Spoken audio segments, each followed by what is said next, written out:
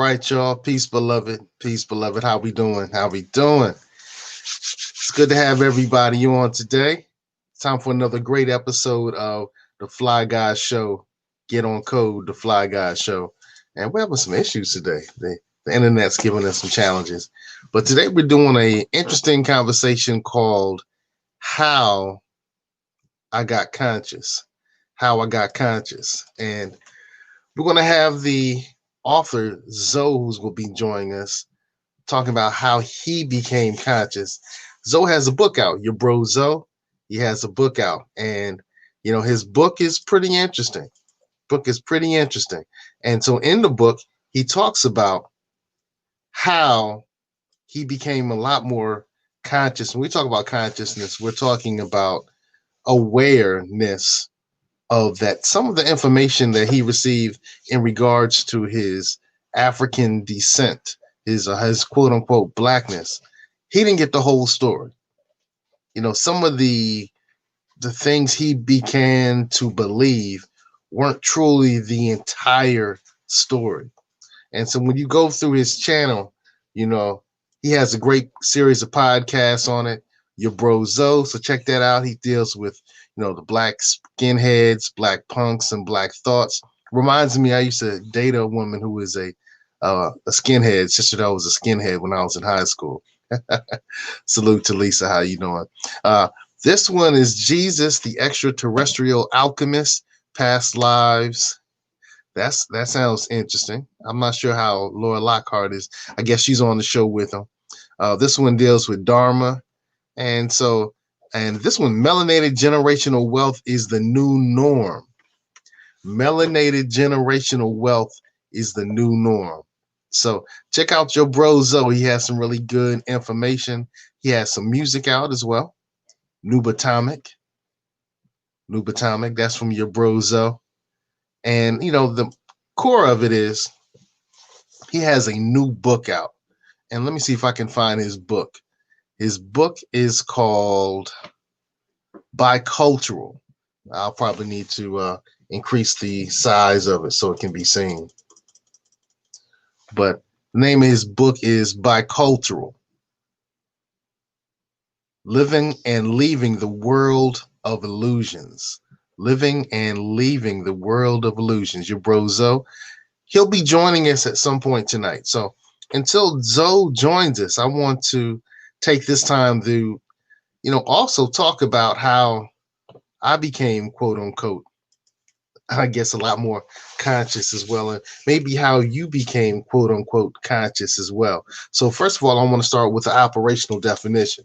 So operational definition, conscious is simply becoming aware that what you believe is not necessarily the entire story. What you've been taught is not necessarily the entire story. I kind of look at it as three circles. So imagine there's a large circle, and inside that circle is an inner circle. That's an inner circle. Inside that circle is a more robust, smaller circle. Well, the small, robust circle are the things you know that you know. All right. And outside of that robust, smaller circle is a circle that are things that you don't know. And then out of that larger circle are the things that you don't know that you don't know. And we're pretty much driven in life by the things that we know and the things that we know we don't know. But there are things that we don't know that impact our lives as well. And so to talk about how he became conscious, it's your bro Zoe. How you doing, bro? What's going on, brother? How you doing, man? Things are going well. Things are going well. We just kind of went through your webpage, and everyone got a chance to Hmm. see your. Let me reduce the size on it so it's manageable. Uh, so talk to us about this bicultural, living and leaving the world of illusions. Hmm. And I have a picture here of Yeshua and Marie, Hmm. R.I., or Marieme, Hmm. Hmm. and Yeshua, the Hmm. Christ. Then you also Hmm. have one. Now, which Hmm. Pharaoh is this? Hmm. Which That's pharaoh is Ptah. this? Ptah. Okay, okay. And That's then you Ptah, have, the deity Ptah. Yeah. and then you have the American flag. So you can go to yourbrozo.com and you can see all these great images. And the name of the book is Bicultural: Living and Leaving the World of Illusions. Let's start there, man. Let's start with the title, man. Tell me about the title. Yeah, bicultural: living and leaving a world of illusion was pretty much the picture itself kind of tells the story as well, because you see it's like in half. One of the side is like me growing up in the atypical American facet, as a Black American, and everything on that side kind of symbolizes that, the Black struggle, the Native American aspect, what I'm saying, and then American flag. And the other side is the dealing with, the African aspect of it. You know what I'm saying? So in the story, I kind of talk about how me just growing up in America, how, at one point I was, just like we all are conditioned to, the living in America, the laws they have, education, what I'm saying, and so on and so on, but then the other side is when I started waking up and become conscious, to the reality of what's really happening. You know what I'm saying? And it's literally once I started submerging myself into, that aspect and that culture, it was like I was living in two different, realities, two different cultures. You know what I mean? So that's ultimately what it's really showing, is that's what's saying. It's like one side is my Black American experience, and the other one is me tapping into my ancestry, culture, and et cetera, et cetera. Well, how challenging? So that's basically why, that came from the title. Okay, how challenging is it to live in both worlds, to be bicultural? Well, the first part, I'm going to say the main part.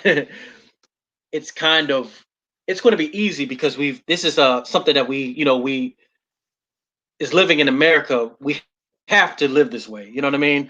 That's kind of the easy part, relatively speaking, is dealing with, dodging cops and, what I'm saying, and everything else that comes with, this world. But and just, the total onslaught of, just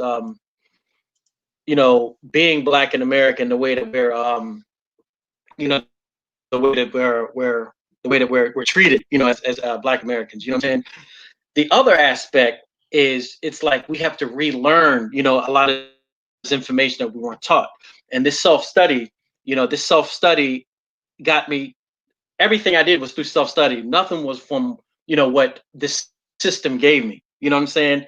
Every aspect of it is like I had to, like, go out of my way to learn this stuff. Every aspect of it, So I'm still learning that. The American side, it's kind of like that's really starting to fade away. You know what I mean? And I'm trying to submerge myself more into the the dealing with African spirituality and etc. Okay. I want to take this moment. We have a couple of comments coming in.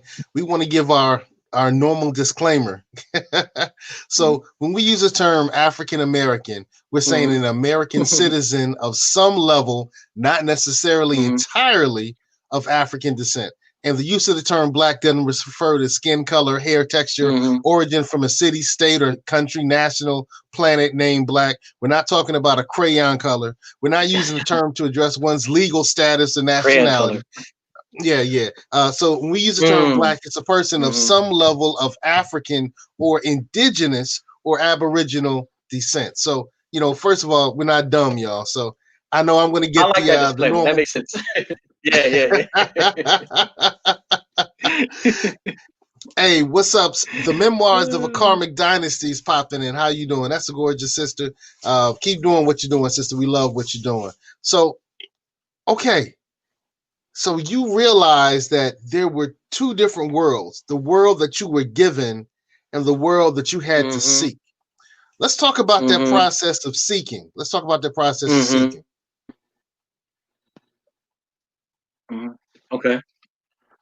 Okay, yeah. And like I talk about the book, I kind of walk, it's kind of like a chronological thing, because I talk about me living on the illusionistic side of, of this reality.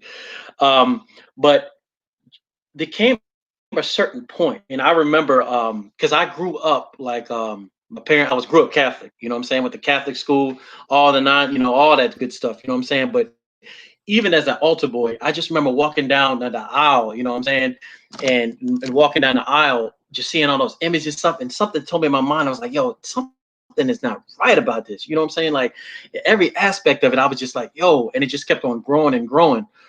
And it came to a certain point when I completely left the church, and I was searching everywhere, man. Because I like Bob Marley so much. I remember I was trying to learn from the Rastas, you know what I'm saying? Because you know, because I started reading about Malcolm X and etc. I started talking to the Muslims, you know what I'm saying? But I remember I was sitting at my job because in Richmond, Virginia, I was sitting there, and there was a sister named Kenya. I talk about this in the book. There's a sister named Kenya to my left, and there was a brother named Taki on the other side of the cubicle, and I thought I knew a little something because I went to, school for African American studies, you know what I'm saying? I'm sitting there like, yeah, I know about this. And I was talking about certain things. And I remember saying to Kenya, I was like, Jews are the most persecuted. Now, granted, this is, 20 years ago, you know what I'm saying?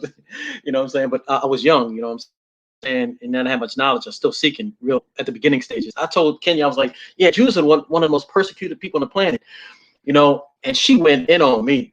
You know what I'm saying? She was like, what? She said, you don't know about so-and-so? You don't know about so-and-so? You don't know about so-and-so? You know what I'm saying? I was just like, no.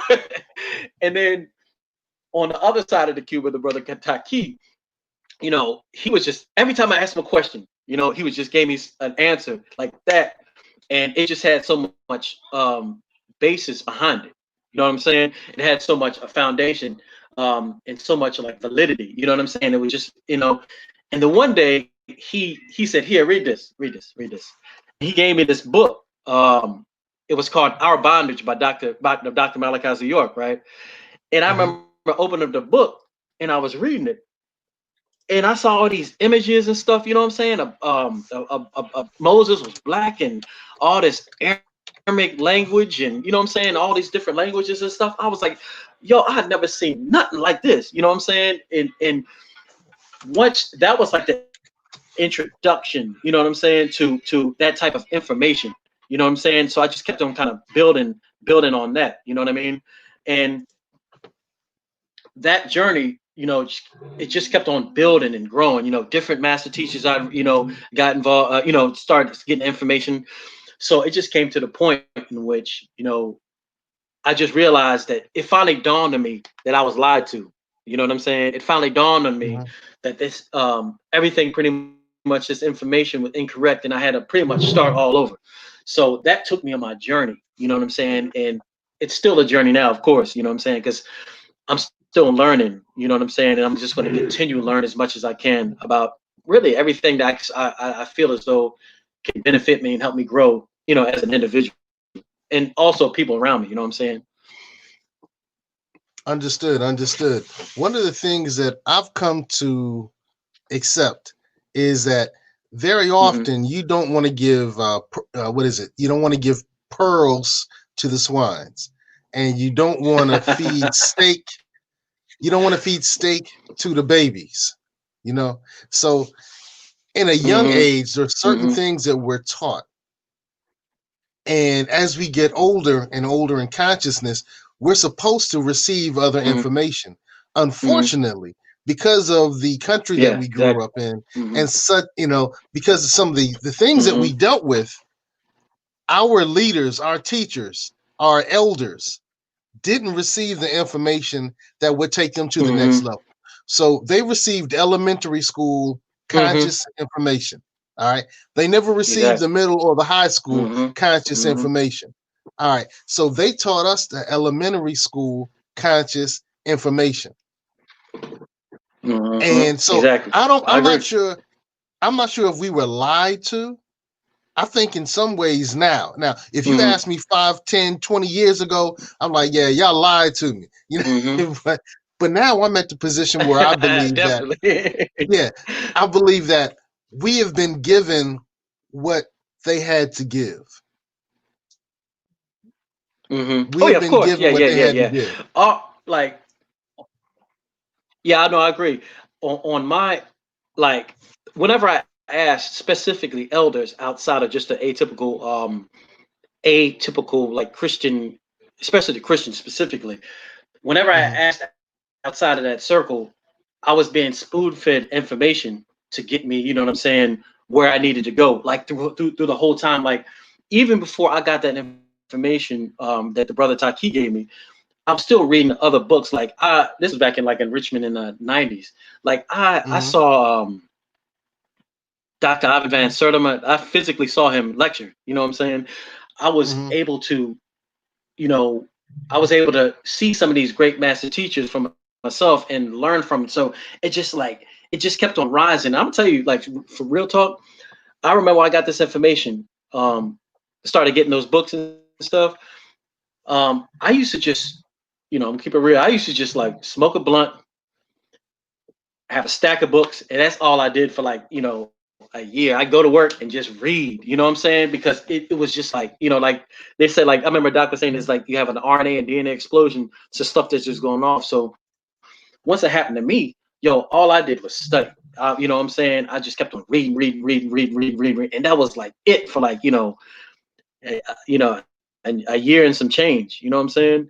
And then, Hmm. it just came to a point in which I realized that it was this was my path. You feel me?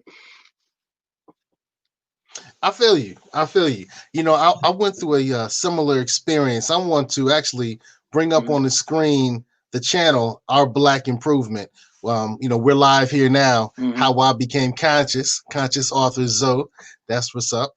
But if Mm-hmm. you go through our old videos on our channel, go to the very Mm-hmm. beginning of the videos, you'll see that I had videos Mm-hmm. from Dr. Clark, Dr. Ben, Barashango.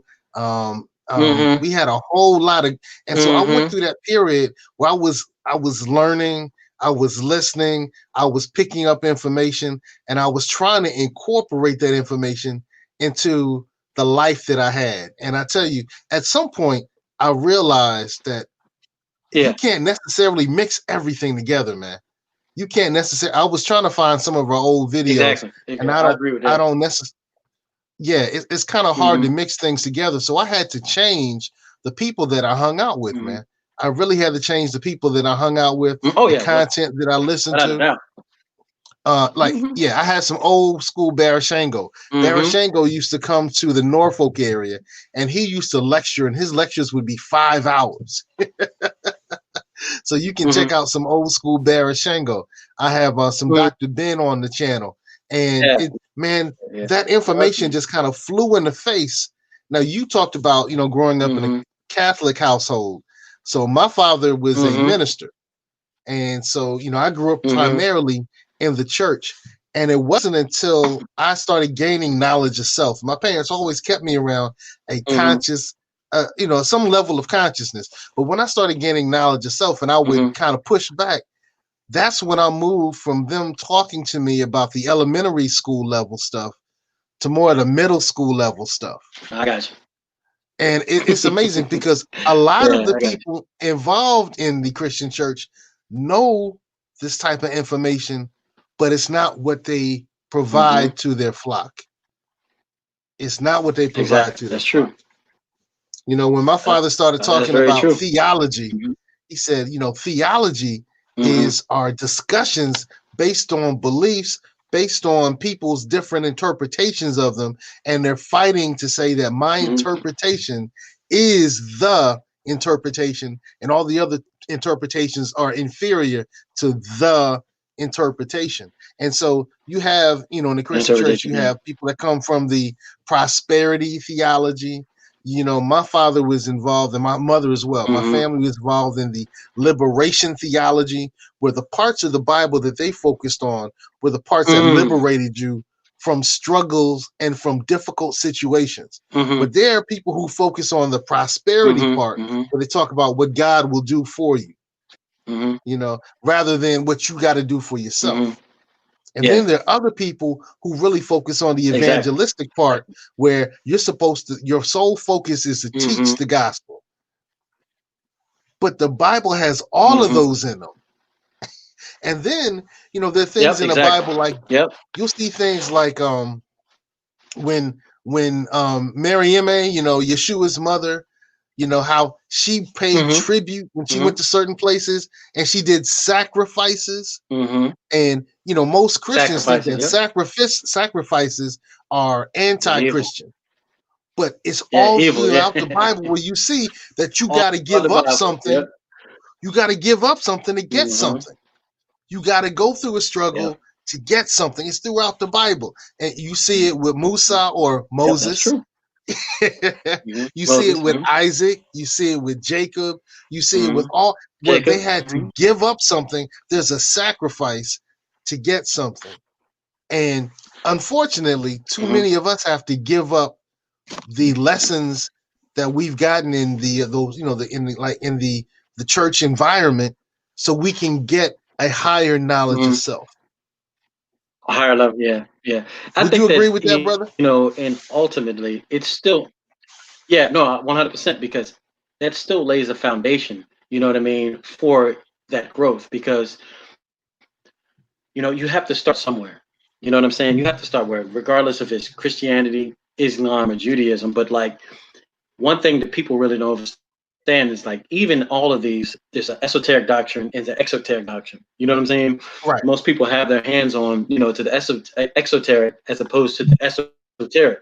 You know, all that stuff is in the Bible, the Quran. You know what I'm saying? In the Torah, you know, when the, you know, the different, you know, the orders of Melchizedek, the Sufi order, you know what I'm saying? You know, and so on and so on, you know. Mm-hmm. So even in those three, there's next level information, you know, and a lot of individuals, most individuals just deal with the exoteric side, but it's there as well. But, you know, that's still going from, like you said earlier, elementary to middle. You can't stop in middle school. You got to go to high school. You know what I'm saying? You got to go to college. You know what I'm saying? You got Right. to keep on evolving and growing. You know what I'm saying? So yeah, so So it's not, you know, I tell people all the time, it's nothing wrong with like, mhm. no, it is nothing wrong with what? No, yeah, it's nothing wrong. I mean, there's nothing wrong with any of that, of where your starting points. You know what I'm saying? Because it's your foundation. You know what I'm saying? Like, if I wanted to know anything about the Bible or the Quran or the Torah, when I would have got higher information, I would have been stuck like Chuck. I wouldn't know anything about what books that would get in front of me. You know what I'm saying? Mm-hmm. You know what I'm saying? So it's a good foundation, but unfortunately or fortunately, depending. I mean, it's not even unfortunate because we're all dealing with our own experience. But some people just stay in those books, and that's their whole life. You know what I'm saying?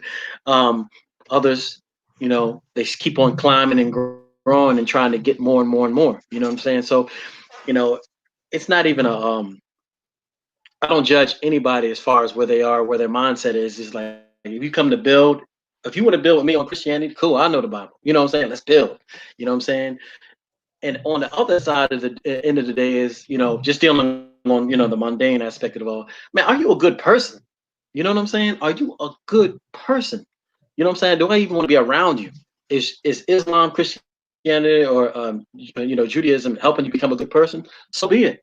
Now, if you're trying to go to the next level, and we're gonna build, you know what I'm saying? We're gonna build on, you know, stuff outside of all those, you know what I'm saying? And that's that foundation of knowledge. Not only that, but just being a good person. That's pertinent, you know, in the evolution of a human being.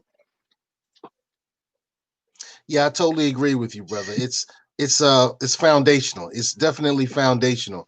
So tell Hmm. us more about your book and how somebody can learn from your movement. You know, you move from one level to the next level. Hmm. How can they learn Hmm. from your movement?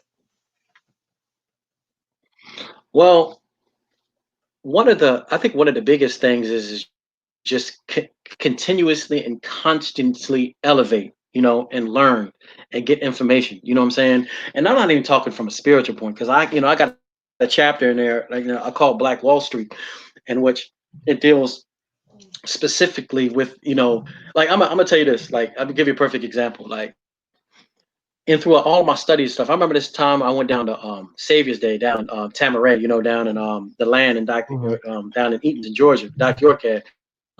So I went down there, right? I went down.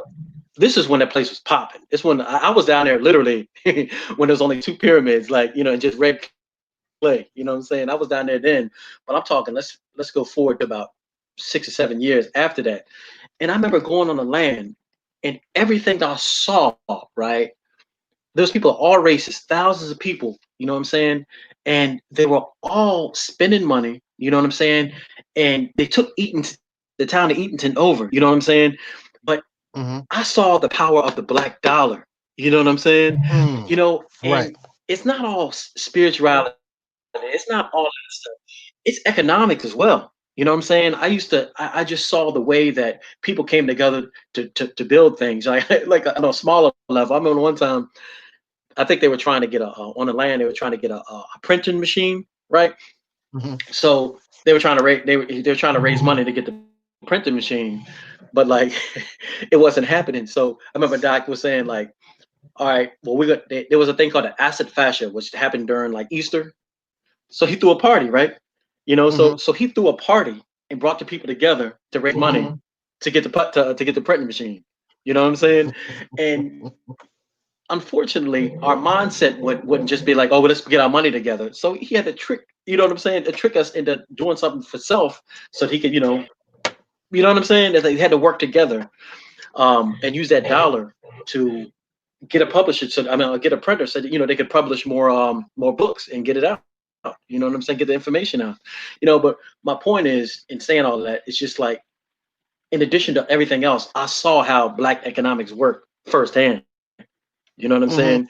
I saw that, and it was just, that blew my mind. I ain't gonna front, man. I was like, yo, like, because I visualized that, you know, on that small level, and it kind of branching out to just imagine, you know what I'm saying? Just imagine, just imagine, if they didn't kill Gaddafi, and he brought the African nations together, and, had a gold-based dollar, you know what I'm saying? Just imagine what could have been done, you know what I'm saying? That would be obviously in a higher level, but, I visualized the reality of that. I saw the reality, a smaller reality of that there. You see what I'm saying? And right. it's all encompassed. It's all encompassed. You know what I'm saying? It's just the spiritual aspect, the health aspect. You know what I'm saying? It's all encompassed. You know what I'm saying? Understood. You brought up the value of economics. We started off, you and I both started off heavily involved in the church. And what's interesting, that there are a lot of messages on economics that are in the canonized Bible that we totally miss, because nobody really focuses on them. And then if you look at the larger Torah, there are messages on how to run your business, how to hire people, how to save. The people who follow Hebrew culture are instructed that you're not supposed to charge interest to your fellow Hebrew.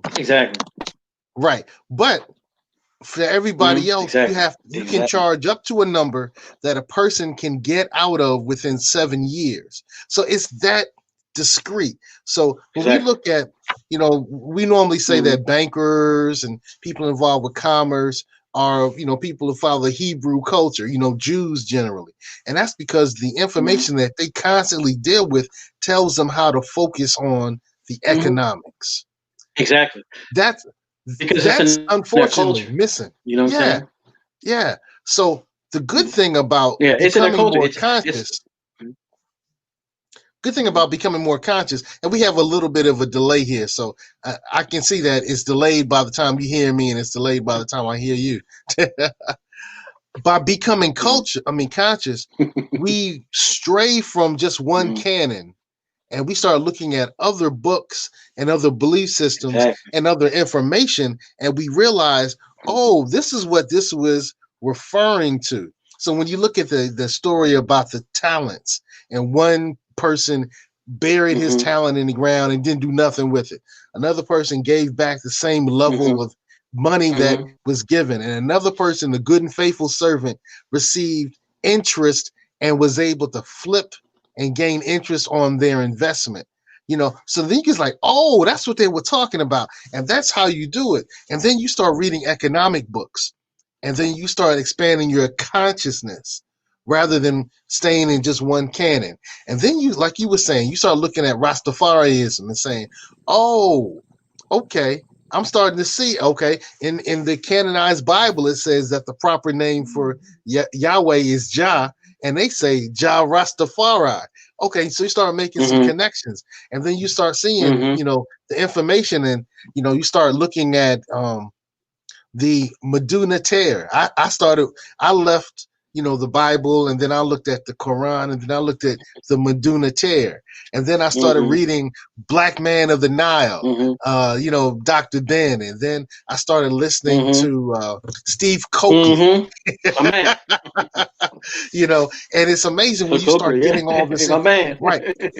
Yeah. Now, Steve Coakley, he used to come down to the Hampton Roads area, actually to Norfolk. I stay in Virginia Beach. And he used to get on me and some of the other brothers. I'm involved in a fraternity. I'm a Jamaica Psi Phi fraternity. So he used to call me an oath keeper and say a whole lot of other crazy stuff. I'm still involved with a local church. So they were like, you trying to play both sides of the fence? And I'm like, I'm just balancing this information that I get, bro. But then you start putting all that stuff together, man, and you start seeing things on a higher level. And it's amazing. I think it's a beautiful thing. So when you talk about becoming conscious, you told us a little bit about how you became a little more conscious. Why don't you tell us about the benefits of your conscious raising experience?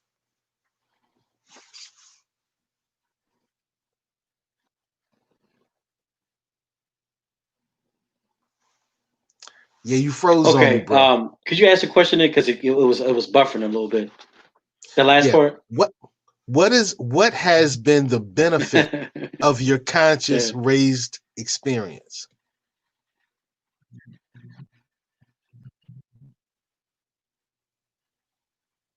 How are you better, bro? How are you better? Okay, you said the benefit of my conscious raised experience. Is that correct? Yes. Say it again. How am I better? Oh, yes. Well, I think that one aspect of all of this, like I was saying earlier, is that once you started understanding yourself, and once you started understanding the way the universe works, and etc., it ultimately makes you a better person. Dealing with the disciplines of yourself. You know what I'm saying? Dealing with being connected to nature. Better, and able to make being able to.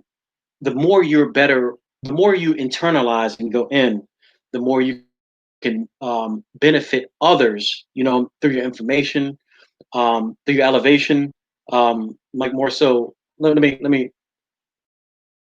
I'm trying to think of the. It makes you ultimately just become a better person. You know what I'm saying? And it starts to alleviate the trial and error. But in addition, it's like unlocking doors inside of yourself. You know what I'm saying? Tapping into powers that you didn't know they were there before. You know what I'm saying? That you might not know if even existed.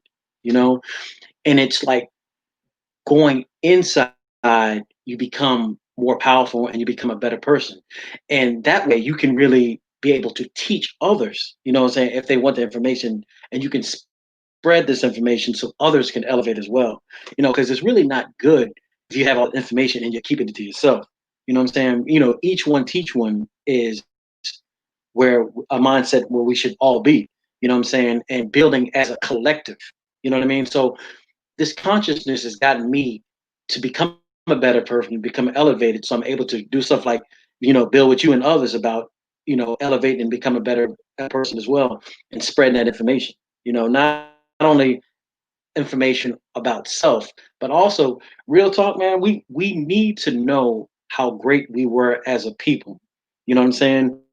We need to know that, like I talk about the book. I talk about the book. I talk about how I remember in fifth grade, first thing I ever heard anything about Black history was that I was a slave, and I just am like, and I just remembered everybody looking at me because it was a mixed class, but everybody's looking at the Black people class like, dang, y'all slaves, you know what I'm saying? So right then and there, like, my life was cool. But then that hit me. You know what I'm saying? That yo, I was a slave. You know what I'm saying? But that's all the information I was ever given until I started doing self-study. You know what I'm saying? Even though when I went to college, African American classes, you know, some of the, or even like, some of the other classes, not African American classes, some of the other history classes, when they talk about Egypt and stuff, they said, I remember this one professor says, well, the Egyptians were definitely not black; they were more like mulattoes. And I was just like, that don't make no damn sense. They over there in Africa, and they supposed to be the old. You know what I'm saying? So Right. just learning, you know what I'm saying, every aspect, you know what I mean? Like I said earlier about being given this information and learning that, it just elevates you, man. It just opens you up. You know what I'm saying? That's what's happened to me. And I keep on digging, learning and researching. So, you know, I keep on trying to level up as an individual. Yeah, yeah. Sierra talks about level up, level up, level up, level up. Uh, Mm-hmm. I Mm-hmm. do agree that it gives you a better framework to take in new information and understand the things that are happening Mm-hmm. around you. Right. All right. So, when Mm-hmm. you look Exactly. at like, for instance, I think they're on the very front of your webpage. There's a picture of you in Mm-hmm. front of the pyramids. Yeah. Teotihuacan. Yeah, Mexico. Yeah, I went to those pyramids in Mexico. My wife and I, we had a very interesting experience there, bro. Yeah. All right, so here's how Mm-hmm. consciousness kind of gave me a better experience when I went to Mexico. All right, so we're on the bus, and the guide is asking us questions, Mm-hmm. and the whole ride from we left Cancun and we went to Chichen Itza, right? All right. So the whole ride to Chichen Itza, where those particular Mm-hmm. pyramids were, we were watching stuff, and I'm like, wow, in all of the Mm-hmm. art, I see heavily melanated people with dreads, with froze, Exactly. interacting with melanated Mm-hmm. people who had Mm-hmm. straighter hair. So I saw Mm-hmm. what we might say Africans Mm-hmm. Mm-hmm. interacting with people that we might say are Mm-hmm. Indian, and I saw this picture, these Mm-hmm. icons the whole Mayans. way. Yeah. And so the tour guide asked us while we're on the bus, well, these are the Mayan pyramids, but do you know that the Mm-hmm. Mayans were helped by somebody? And I raised my hand, and he said, oh, Exactly. okay. What? Yeah. Yeah. And He they. said, Mm-hmm. yeah. He Mm-hmm. said, well, who helped the Mayans? I said, they were helped by the Olmecs. And he said, that's right. They were helped by the Olmecs. Mm-hmm. And so as people were getting off the bus, he kind of put his hands up, right? And so me and my wife kind of took our time, and we were like the last people. And when we got off the bus, he pulled us to the side and he said, we know that the Olmecs were black Africans. Now, he said this to Mm-hmm. my wife and Mm-hmm. I to the Mm-hmm. side. He didn't say it in front of everybody else. So I thought it was kind of interesting. So we had a different experience Mm-hmm. going to those pyramids because we knew that we had Mm-hmm. something to do with those pyramids. You know, Exactly. No, and you're what was right. your I experience? had a similar experience as well. I had a similar experience as well because um, I remember going in Teotihuacan and at the bottom one of the temples, they had one of the kings there, and he was jet black like this shirt right here, jet black, Hmm. and he had pillar just like you see in like a jet pillar, very similar, and the symbolism, like the symbolism matched ancient Kemetic symbolism. You know what I'm saying? Right. And I Similar saw the blips. symbolism, but Right. and all over the place I saw the symbolism. You know what I'm saying? Exactly, exactly. But I had a similar experience like you did, um, because I talked to the and this has happened numerous times with me traveling around to I went to Chichen Itza too, and that's an interesting experience because the man in Chichen Itza they try to say that there were reptilian beings that helped build those pyramids that were the king. That's what that's what some people said, and I've heard that as well. So I talked to him about that, and he was like, yeah we've heard that too. I was like, yeah, what I'm saying. So we were building on that, but even in Chichen Itza, you know, it was similar. They were just like, we didn't build this, you know what I'm saying? And they said specific, you know, one of the tour guys was like, you know, yeah, you know, there were Africans that built it, you know what I'm saying? And they you know, very similar experience. And that's been consistent about all the different places I've traveled as well. You know what I'm saying? Where else have you traveled?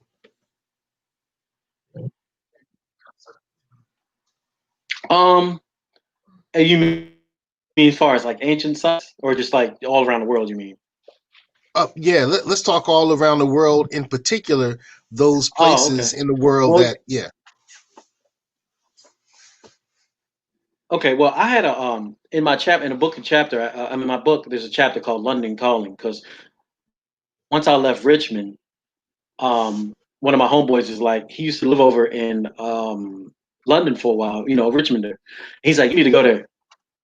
I said, why I gotta go there? He said, you need to go there because you need to have the experience, you know. And at the time I was in school, you know, like this is like 20 years ago. Um, at that time I was in school, you know, but no, I was off season, I should say. I was out of semester, so I was just working, you know what I'm saying, and I I was I was either going to go to get a school and go to school up in Charlottesville, like community college up there, or I was going to go to if I didn't get the apartment, you know, I said I'm going to go to London. I didn't get the apartment. I took all that money I saved up and I went to London. And everything, and it was an experience that, like we said earlier, and just because I saw different cultures, you know what I'm saying? I met, you know, people from all over the place, you know what I'm saying? And that's the time, you know, I was still studying like the whole back then it was called the Holy Tabernacle Ministries. I used to go over to London, there was a Holy Tabernacle Ministries over there. I used to go to class, you know, but I met so many people, so many different cultures that my mind was like, yo, you know, I'm not, you know, I'm not just way much more than just being a, you know, brother from the South Side of, you know, Richmond, Virginia. You know what I'm saying? All the things I saw. I remember going to the British Museum and seeing all these ancient artifacts about all the stuff that I read before. You know what I'm saying? Um, all this experience with people with different mindsets, that what American mindsets, that, you know what I'm saying, I met people, I seen people over there that you know, I've seen real white people over there. You know what I'm saying, like people that you hardly even see here in America. Right. Those genetics, you know, from different places. I saw that, experience the culture, you know what I'm saying, I saw all of that. So London was got me out of just the mindset of just being a, you know, like I said, a South Side, a boy from the South Side from you know, Richmond, Virginia. And, you know, so London was a big influence on me, just experiencing life and new culture and just dealing with people from all over the world. You know, I talk about that in the whole chapter in the book. You know, it's quite interesting. Um, You know, can I Jamaica, you interrupt, know what I'm bro? saying? Jamaica, yeah, go ahead. Mhm. All right, man. One thing you mentioned London, and interestingly enough, I have a Mhm. blog that I discuss London.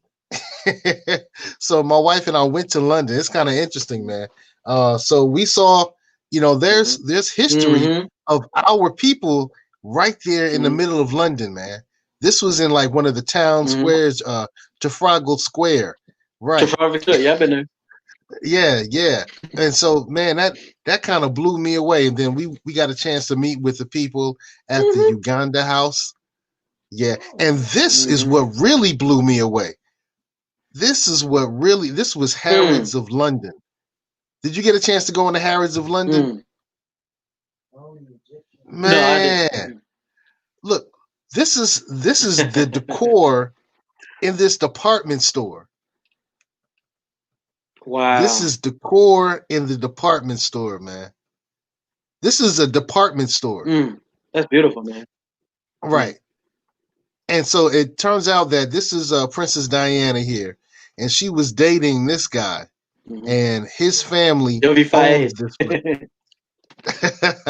Ah, So, okay. yeah. Gotcha.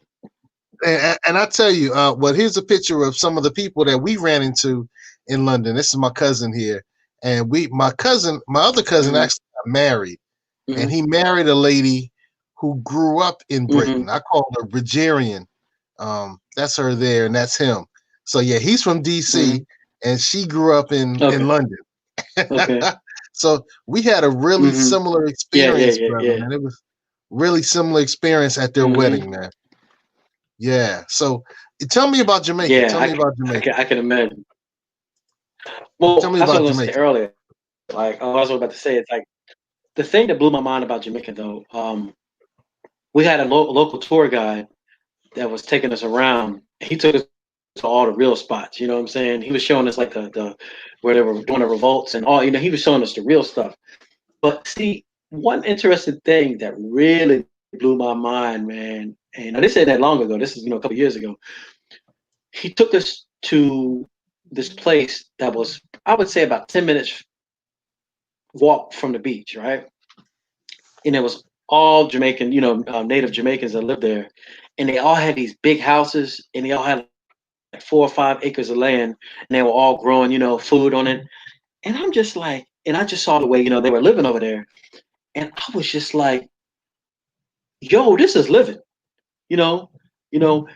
And every time I go to places like that, you know what I'm saying? Even like I just came back from Haiti like a year ago and had an experience over there. But I'll talk about that too if you want me to.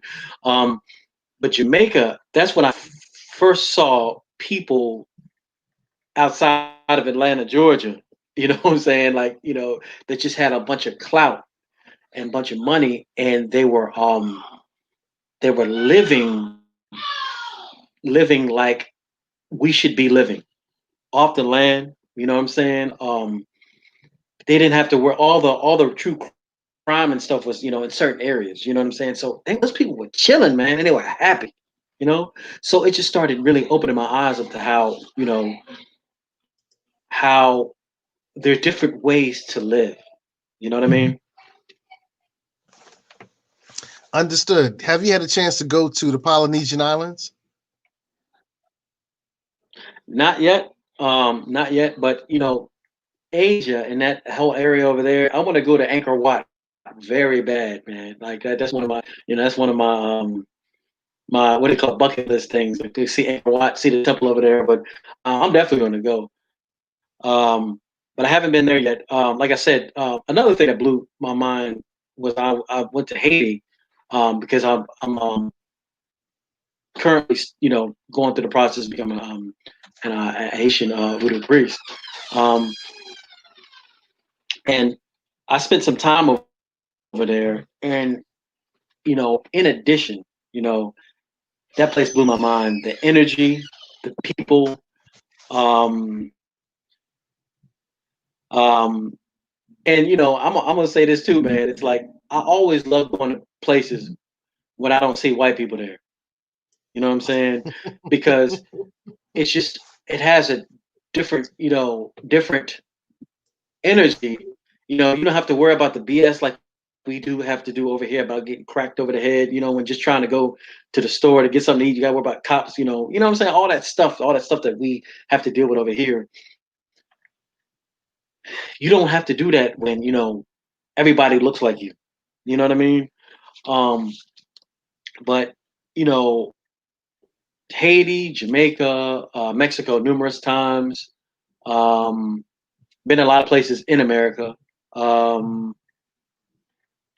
Where else have I been? Man, you get me down. You get thinking now. I think those are the main places. Those are the main places. Yeah, I think I covered all those. Yeah. Okay. Okay. Cool. Let's wrap up, brother. Uh, there are people who are saying, okay, Mm-hmm. this sounds intriguing. I want to become a lot more aware of things, and I want to have a similar experience to Mm-hmm. your bro Zoe. So, your Mm-hmm. book, if you gave your Mm-hmm. book to somebody brand new and they first got a chance to read through it, Mm-hmm. let's say it takes them 30 days to read through it, what would their life be like 30 days Mm-hmm. later? They would definitely want to travel. Number one, they would definitely understand how it is dealing with self esteem issues, dealing with self hate because of the way that this white supremacist dominant society tries to make us feel, try to project onto us. They walk in my shoes dealing with that. They'll see also the evolution of a closed and sheltered mind blossoming, like a lotus flower. They'll see that. They'll see the transformation. They'll see a broader picture of, and I tell people all the time that um, there's certain blueprints and plans that we've been given for people of the diaspora to be able to become self-sufficient. You know what I'm saying? To be able to evolve and grow, um, and to just being able to elevate themselves and their family as much as they can. Um, in the back of the book, I have a lot of suggestive readings from some of our great teachers. You know what I'm saying? Like I said, Dr. Hafiz Suleiman, the Honorable Elijah Muhammad, Dr. York, even Zachariah Stitchin. A whole bunch of different books that people can read. Yeah, people can read, because I say stuff in the book, but I'm not going to sit there. My books aren't the type of books that I'm going to refer you to somebody to get the meat and potatoes. You know what I'm saying? I'm going to tell you, what I got from it, but check out the Diop, all these people, all these people that wrote these, numerous books that crack my skull. It's your turn to get your skull cracked, you know what I'm saying, from these great teachers, so you can, evolve and grow mentally as well.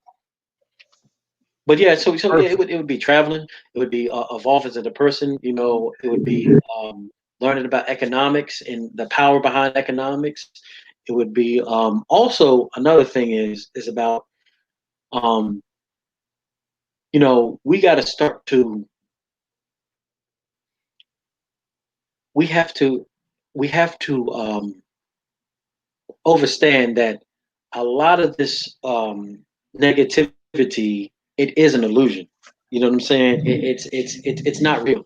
The wizard. The Wizard of, just like in the movie when Toto went around and pulled the screen, and the Wizard Oz, was all big and scary, and then he's some old frail looking white dude sitting there pulling gadgets and stuff. You know what I'm saying? That's that's a true representation, literally, of his world. You know what I'm saying? Because it's an illusion. You take away TV. You know what I'm saying? And all their cinemas and all that stuff to make everybody these people look all strong and all that stuff. Nah, man. You know what I'm saying? I tell people all the time. There's another thing I say in the book, and I try to pound that in. It's like, we have to learn world history. We have to know our history. And I talk about the book, and like, black people have been walking around with the dinosaurs. You know what I'm saying? It's been a very minute time frame in which I like to call it amnesia. A very minute time frame in which we've lost what we had before. And this, being in the age of the Aquarius, we're starting to get it back. We're starting to remember again, and we're going to get our power back. It's inevitable. It's all a part of cycles of time. So, it just helps to know where you came from and who you are, us as a people, in our greatness. It helps tremendously, to navigate through all of this, because self-esteem goes away, the self-hate goes away. He's like, oh, they saying all this stuff just to make you not realize how dope we really are. You know what I'm saying? So yeah, all those things in there, those people to get from reading the book. All right, good stuff, man. Yo, bro, Zoe, any last words before we close up for the night, brother?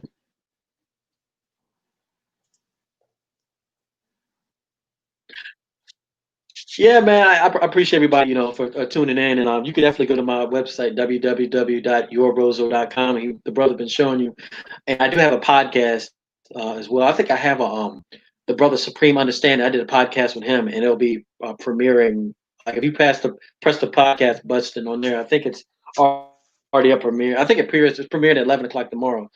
So I have a lot of good teachers, a lot of good people putting information out on the podcast. You know what I'm saying? So yeah, so it the podcast is dope. I got a video version, and then I have the actual audio just from the podcast itself. So I got some very powerful. The brother Crumb, he's going to be on one upcoming soon. I got Supreme Understanding. I got the brother Tony Drake from Platinum VK. I got some dope individuals coming up. You know what I'm saying? So all right. Once you see the lies, the third eye. Okay. So I see where the black punk thing comes in. Yeah, that's my intro as people, and you'll see in the music when I yeah yeah yeah. Now, So this is that's a brother. That's a brother. Yeah.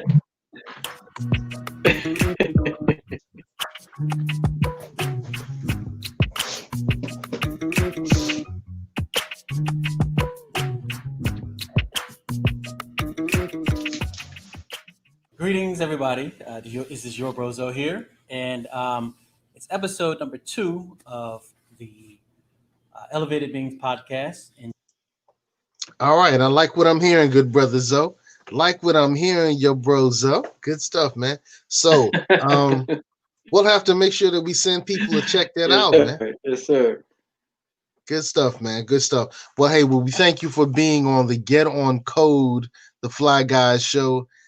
So everybody, stay on code, pick up Zoe's book, learn how you can become a lot more aware of the things that are happening around you, aware of the forces that are forcing themselves in your life, aware of the constructs that are leading the way that you think and respond to the world, so you can have a better experience. All right. Peace and prosperity. Indeed. Yes, sir.